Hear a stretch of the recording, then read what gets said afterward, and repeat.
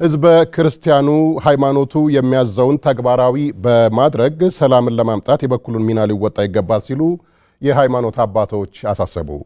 መንግስት ህግን የማስከበር ኃላፊነቱን በአግባቡ በመወጣት በሰዎች ላይ እየደረሰ ያለውን ግድያ ሊያስቆም እንደሚገባም ጠይቀዋል።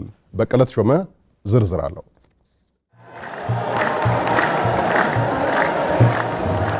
የኢየሱስ ክርስቶስ የልደት በዓል በላሊበላ ውቅር አብያተ ክርስቲያናት በተለያዩ ሃይማኖታዊ ስነ ስርዓት ተከብሯል።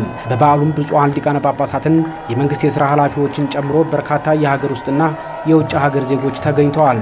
ለበዓሉ ታዳሚዎችም ዕለቱን አስመልክቶ በሀገር አሜሪካ የኒውዮርክና አካባቢው ሀገረ ስብከት ሊቀ ጳጳስና የቅዱስ ሲኖዶስ ዋና ጸሐፊ ብፁዕ ዶክተር አቡነ ጴጥሮስ ትምህርተ ወንጌል ሰጥተዋል። ኢትዮጵያውያን ፈጣሪያቸውን በማመስገን ለዓለም ምሳሌዎች ናቸው ያሉት ብፁዕ ዶክተር አቡነ ጴጥሮስ እርስ በርሳችን የምናደርገው ጦርነት ግን ሃይማኖቱ ከሚያዘው ጋር ፍጹም የተቃረነ ነው ብለዋል። ይህን የመሰለ ቦታ ያለው ህዝብ እንኳን ለኢትዮጵያ ለአፍሪካ ዓለም የራሱ ሀብት ያደረገው ሀብት እያለን በ10 እና በ15 ኪሎ ሜትር ያለን ሰዎች የሌላ ሀገር ሰዎች ተማምለን ጦር ተማዘን እርስ በርሳችን ስንጋደል ማየት አያሳዝንም? እርግማን አይደለም ይሄ ወገኔ ይሄ የመንፈሳዊ ዓለም ነው አይደለም ወገኔ።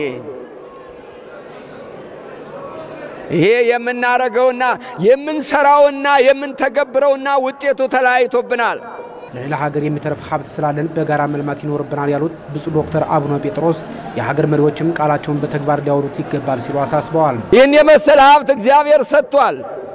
ይህን የመሰለ ምድር እግዚአብሔር ሰጥቷል። ካሁን በኋላ እግዚአብሔር በዚህ በሚደረገው ነገር ኃላፊነት አይወስድም። በዚህ ምድር በሚደረገው ነገር የእያንዳንዳችን ኃላፊነት ነው። ሰላም ታውጇል። ሰላምን ካልተቀበልን ሰላሙ ለኛ ሊሆን አይችልም። እግዚአብሔር ከኛ ጋር ሆኗል። እሱን ካልተቀበልን እግዚአብሔር ከኛ ጋር ሊሆን አይችልም። ዝም ብለን ማንበቡን ብቻ እንሄደው፣ ወደ ተግባር እንተርጉመው። የሚደረገው ነገር ሁሉ ከቃል በላይ ያስፈልገናል። ከመናገር ያለፈ ያስፈልገናል። ቁም ነገረኝነት ያስፈልገናል። መሪዎቻችን የተናገሩትን ሊያሳዩን እንፈልጋለን። ፖለቲከኞቻችን ከህዝብ ጋር የገቡትን ቃል በትክክል መተርጎም አለባቸው።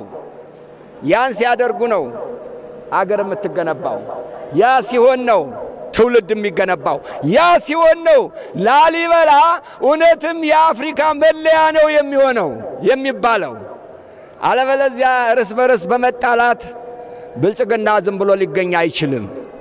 መንግስት ህግን የማስከበር ኃላፊነቱን በአግባቡ በመወጣት በሰዎች ላይ እየደረሰ ያለውን ግድያና መፈናቀል ሊያስቆም እንደሚገባ የጠየቁት ደግሞ በኢትዮጵያ ኦርቶዶክስ ተዋሕዶ ቤተክርስቲያን የከፋ ሸካና ማጂ ሀገረ ስብከት ሊቀ ጳጳስና የሰዋስወ ብርሃን ቅዱስ ጳውሎስ መንፈሳዊ ኮሌጅ የበላይ ኃላፊ ብፁዕ አቡነ ሕዝቅኤል ናቸው። እንዳውቺ ቤተክርስቲያን ብዙ ሰዎች አልፈውባታል። ስራም ተሰርቶባታል።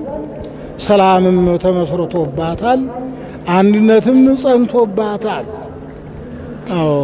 መለያየትም ጠፍቶባታል። አምላኳም አንድ ነው፣ ቤተክርስቲያኗም አንድ ናት። ቤተክርስቲያኗ ለመንግስትም ባለውለታ ናት። መንግስት እያለ ሰውስ እንዴት ይሞታል? ደምስ እንዴት ይፈሳል?